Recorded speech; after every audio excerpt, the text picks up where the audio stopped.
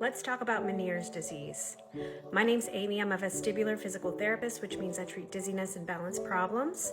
And a common condition I treat a lot is people with Meniere's disease. Meniere's disease is an affliction of the inner ear, which usually only affects one side and has the following features. Number 1, hearing loss. Number 2, tinnitus or ringing sounds in the ears. Number 3, fullness or pressure feelings inside your ears. And number 4, symptoms of dizziness or imbalance, which really are the same thing. I have shared a link in the description box of this video to my TikTok on the 5 types of dizziness. That might help clear up what dizziness actually means. Meniere's disease is usually diagnosed around 200,000 times per year, so it's not super common, and it's usually diagnosed in people between 40 and 60 years of age. It is a chronic condition, so once you receive a diagnosis of Meniere's disease, buckle in for chronic, lifelong management of this condition.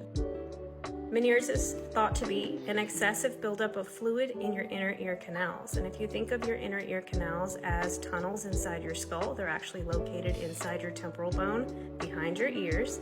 There's a bony outer portion to those labyrinths and a soft pouchy-like structure on the inside which encases the fluid.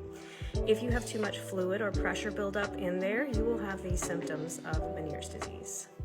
Causes for Meniere's disease includes genetics, poor fluid drainage from your inner ear canals to the sinuses, autoimmune disease, and viral or bacterial infections which have attacked the ears in the past.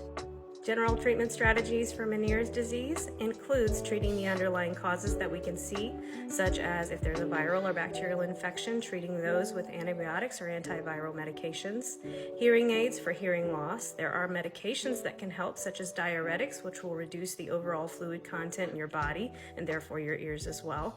And there are decongestants and mucolytics, which will reduce any kind of congestion or plugs inside the tunnels which drain off fluid from the ears. And of course, since this is considered a chronic condition that requires long-term management, we always give coaching on dietary and physical activity needs.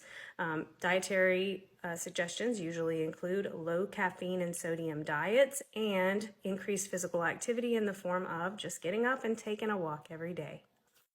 If you have Meniere's disease, you should enlist a ENT, a vestibular physical therapist, and an audiologist to help you find all the treatment strategies which are appropriate for you and to manage this condition.